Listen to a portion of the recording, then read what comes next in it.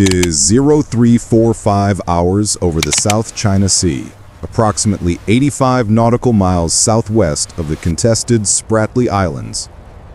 A high alert condition has just been triggered aboard the Arleigh Burke-class guided missile destroyer, the USS Wayne E. Mayer DDG-108. The ship's AN/SPY-1D multifunction radar has detected multiple non-cooperative surface and air contacts closing rapidly from the immediate vicinity. This incident centered on a deliberate confrontation between a U.S. naval platform conducting a routine Freedom of Navigation operation, or FONOP, and an involved Chinese People's Liberation Army Navy surface combatant, provides a critical case study in modern integrated air and missile defense and procedural risk management at the highest tactical edge. The unfolding sequence of events became a zero-sum contest of sensor capability, crew discipline, and strategic intent in a globally critical maritime choke point. The USS Wayne E. Mayer, an Aegis combat system-equipped vessel, was operating under standard rules of engagement for air policing missions in international waters, asserting the principle of unrestricted passage. Her primary defense in depth relies on the AN/SPY-1D phased array radar, which provides instantaneous 360-degree detection and tracking of hundreds of aerial targets. This system is the cornerstone of the ship's battle management capability, specifically designed to process complex multi-axis threats. Shadowing the destroyer was the PLAN Type 054A multi-role frigate, identified as the Yiyang FFG 548, a platform specializing in anti-surface and anti-air warfare, fitted with its own specialized air search and fire control radar suite. Cruising above the surface vessels were three Chengdu J-10C multi-role fighters, capable of leveraging their own long-range air-to-surface munitions. The operating environment here is not merely a body of water, it is a critical artery for global trade, especially for hydrocarbon and containerized shipping, making the assertion of maritime law a matter of global economic stability. The core mission for the U.S. platform was not to engage, but to successfully complete the transit without deviating, thereby reaffirming the international legal status of the waters against territorial claims. The Chinese unit's tactical objective was clearly one of deterrence and escalation control, aiming to compel the USS Wayne E. Mayer to abandon its planned route through sustained and overwhelming operational pressure. Inside the destroyer's Combat Information Center, the atmosphere shifted instantly from routine surveillance to kinetic engagement posture, as the AN/SPY-1D confirmed a hard track from the Yiyang's Type 345 fire control radar, indicating an active lock-on. Within seconds, the ship's AN/SLQ-32 electronic warfare suite registered the launch signature. Three distinct low-altitude, high-speed, sea-skimming anti-ship cruise missiles designated as the plan's YJ-83 platform. Is 0345 hours over the South China Sea, approximately 85 nautical miles southwest of the contested Spratly Islands. Intercept solution. A high alert condition has just been triggered aboard the Arleigh Burke-class guided missile destroyer, the USS Wayne E. Mayer DDG-108. The ship's AN/SPY-1D multifunction radar has detected multiple non-cooperative surface and air contacts closing rapidly from the immediate vicinity.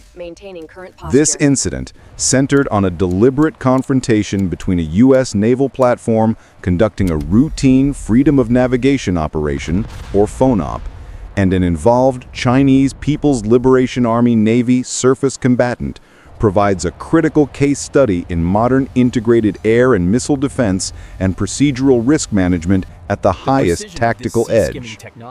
The unfolding sequence of events became a zero-sum contest of sensor capability, crew discipline, and strategic intent in a globally critical maritime choke point. However, the radar track of the third YJ-83 continued inbound, indicating a successful penetration of the outer defensive layer, forcing an immediate escalation to terminal defense protocols. The weapons officer cued the ship's final defensive layer, the Phalanx Close-In Weapon System, or CIWS. The captain, maintaining strict procedural discipline, held the CIWS in automatic engagement mode, allowing the 20mm cannon to autonomously track the high-speed contact and prepare for the final layer point defense intercept. The singular decisive maneuver that resolved the immediate high alert status was the final desperate intercept coordinated by the Aegis suite, just as the remaining YJ-83 missile closed to its critical range.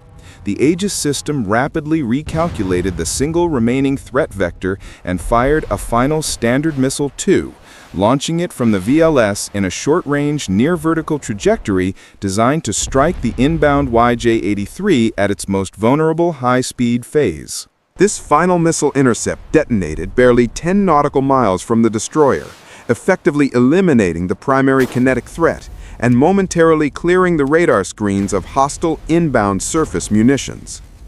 Simultaneously, as the J-10Cs continued their attack run, the captain initiated an aggressive and precisely timed deployment of countermeasures. The ship's Mark 36 decoy launching system fired successive bursts of chaff and flares, creating a massive, momentary cloud of radar-reflecting material and infrared-emitting decoys.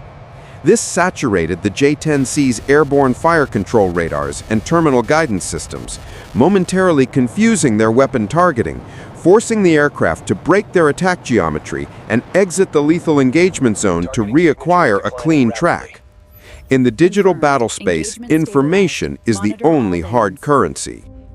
This combined action, the final SM-2 intercept and the mass chaff deployment, served as the operational turning point, transforming an imminent kinetic disaster into a stabilized, though still hostile, standoff.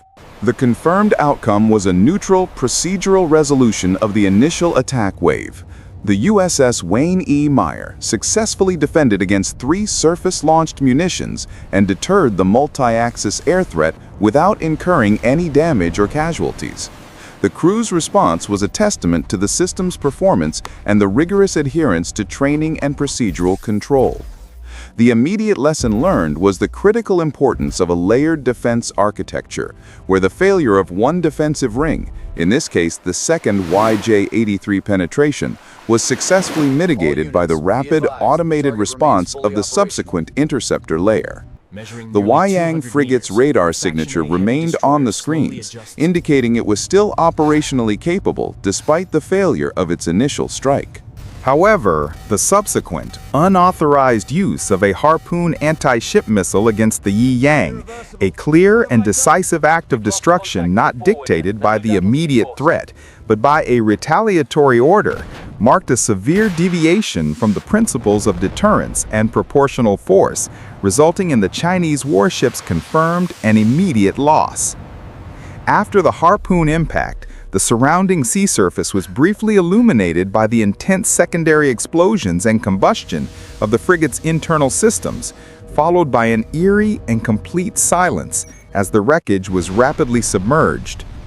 The event immediately emphasized that in modern, networked naval conflict, the speed of engagement demands absolute emotional restraint and unwavering control over the decision-making cycle, as a single, non-procedural response can instantly escalate a tactical confrontation into a major international crisis. This engagement, though resolved in favor of the defensive platform, serves as a profound strategic takeaway for all involved naval forces.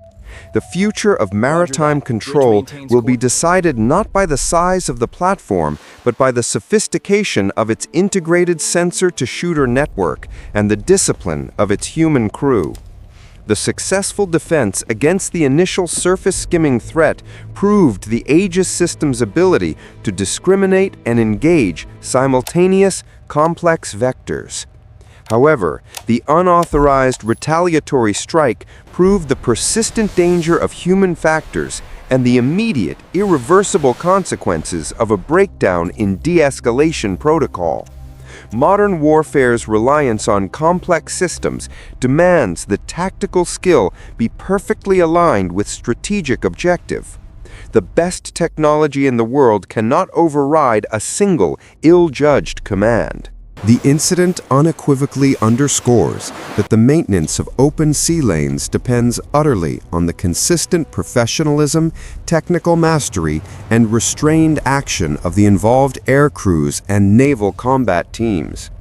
The next critical engagement will be won or lost long before the first missile launch, in the sterile silence of the command center, dependent on adherence to procedure and the calculated control of immense destructive power.